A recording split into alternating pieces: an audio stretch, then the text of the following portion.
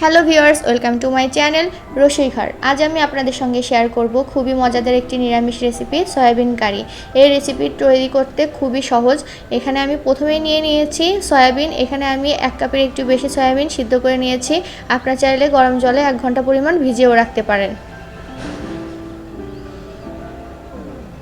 এখানে আমি 1/4 কাপ দুধে ভিজে নিয়েছি কাজু বাদাম। এখানে আছে মরিচ এবং কাঁচামরিচ, আদা বাটা। এখানে আছে 1 কাপ পরিমাণ দুধ। সিদ্ধ করে জল ঝরিয়ে নেওয়া সয়াবিনগুলো আমি প্রথমে নিয়ে নিচ্ছি। এর মাঝে দিয়ে দিচ্ছি প্রয়োজন মতো লবণ।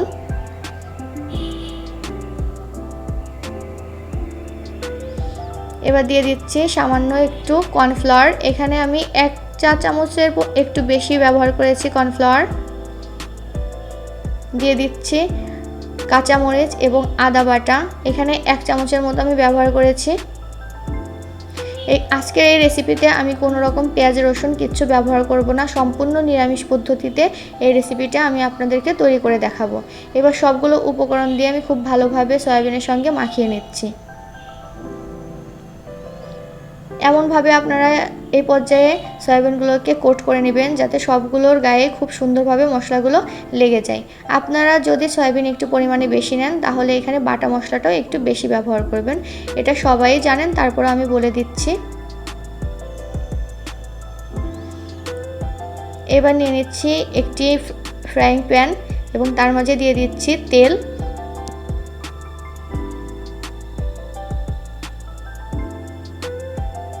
তেল গরম হয়ে গেলে এর মাঝে দিয়ে দিব সয়াবিনগুলো। আমি একবারে সবগুলো দিয়ে দিব না, একটু ফাঁকা ফাঁকা করে প্রথমে দিয়ে দিব যাতে একটার গায়ে আরেকটা লেগে না যায়। মিডিয়াম টু লো ফ্লেমে সয়াবিনগুলোকে আমি ব্রাউন করে ভেজে নিব।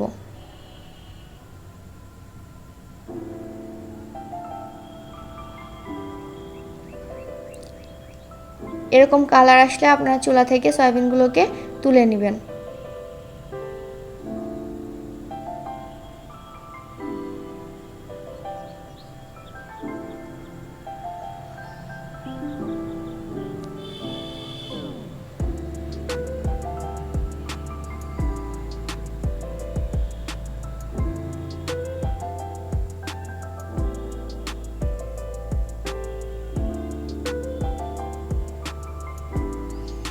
এবার বাদবাকি সয়াবিনগুলো আমি আবার দিয়ে দিচ্ছি।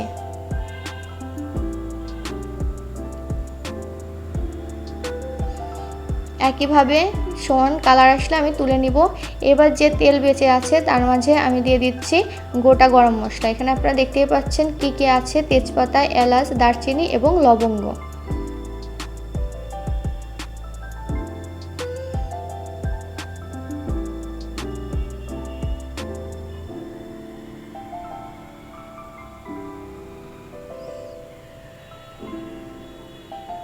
খুব সুন্দর একটা ফ্লেভার আসলে আপনারা দিয়ে দিবেন বাটা মশলা।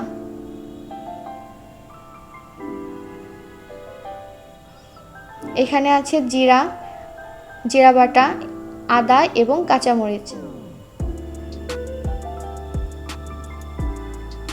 যতক্ষণ না পর্যন্ত কাঁচা গন্ধ চলে যাবে ততক্ষণ পর্যন্ত আপনারা এগুলোকে ভেজে নেবেন।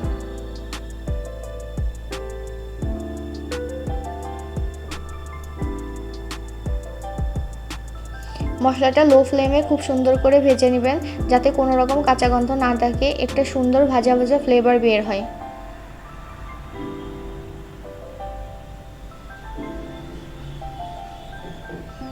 মশলা ভালোভাবে ভাজা হয়ে গেলে এবার দিয়ে দিচ্ছি ভিজিয়ে রাখা কাজু বাদাম। এখানে আমি 12 থেকে 14টা কাজু বাদাম ভিজিয়ে রেখেছিলাম 1/4 কাপ দুধে।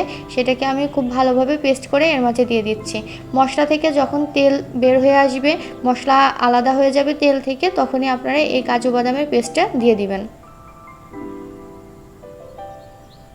এবার এর মাঝে দিয়ে দিচ্ছি লাল মরিচের গুঁড়া।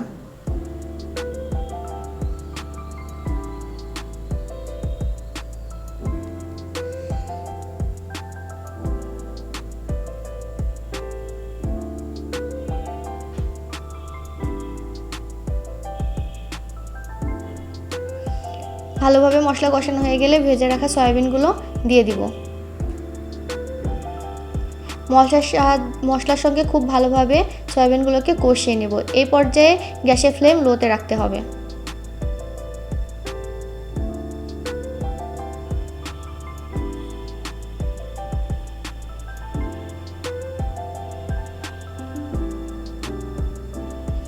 এবার দিয়ে দিচ্ছি লবণ। যেহেতু সয়াবিনে লবণ থাকবে এবং আমি ভেজে রাখা তেলের মাঝেই আবার রান্নাটা করছি, সেক্ষেত্রে লবণটা একটু পরে চেক করে আপনারা দিয়ে দিবেন। সয়াবিন দেওয়ার পরে মশলা দেওয়ার সঙ্গে সঙ্গে যদি লবণটা দিয়ে দেন তাহলে একটু কম বেশি হওয়ার সম্ভাবনা থাকে, সেজন্য এই পর্যায়ে লবণটা আপনারা দিয়ে দিবেন। এবার দিয়ে দিচ্ছি আমি 1 কাপ পরিমাণ দুধ। এই দুধটা আমি আগে থেকে জাল করে ঠান্ডা করে রেখেছিলাম, এখন সেটা আমি দিয়ে দিচ্ছি।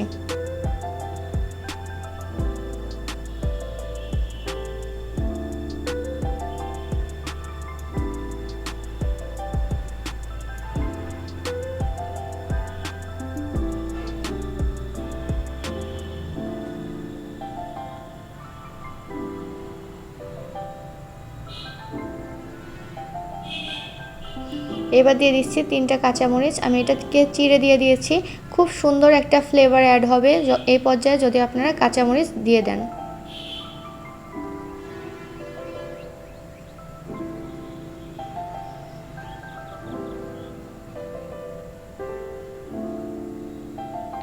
ঝোল যখন প্রায় হয়ে আসবে, ঘন হয়ে যাবে, তখন আপনারা দিয়ে দিবেন একটু চিনি। এই পর্যায়ে যদি আপনারা চিনি ব্যবহার করেন তাহলে খুব সুন্দর স্বাদের একটা ব্যালেন্স হবে। এবং দিয়ে দিচ্ছি 1/2 চামচ পরিমাণ গরম মশলা গুঁড়া। এবার দিয়ে দিচ্ছি 1 চামচ পরিমাণ ঘি। আপনারা চাইলে আপনাদের মন যদি চায় আরও বেশি ঘি ব্যবহার করতে পারেন, আমি এখানে 1 চামচ পরিমাণই ব্যবহার করছি এবং খুব সুন্দরভাবে এগুলোকে মিশিয়ে নিচ্ছি। নিরামিষ রেসিপিতে সবসময় চেষ্টা করবেন একটু ঘি একটু গরম মশলা দেওয়ার, এতে ফ্লেভারটা খুব সুন্দর হয় এবং খেতেও খুব দুর্দান্ত লাগে।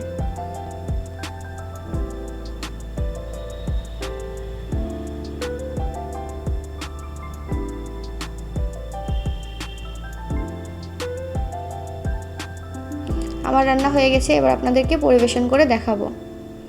দেখতেই পেলেন কত কম উপকরণ দিয়ে, বলতে গেলে ঘরে থাকা উপকরণ দিয়ে আমি খুব সুস্বাদু এই রেসিপিটি তৈরি করে আপনাদেরকে দেখালাম। আমার ভিডিও যদি আপনাদের ভালো লেগে থাকে তাহলে আমার চ্যানেলকে সাবস্ক্রাইব করবেন।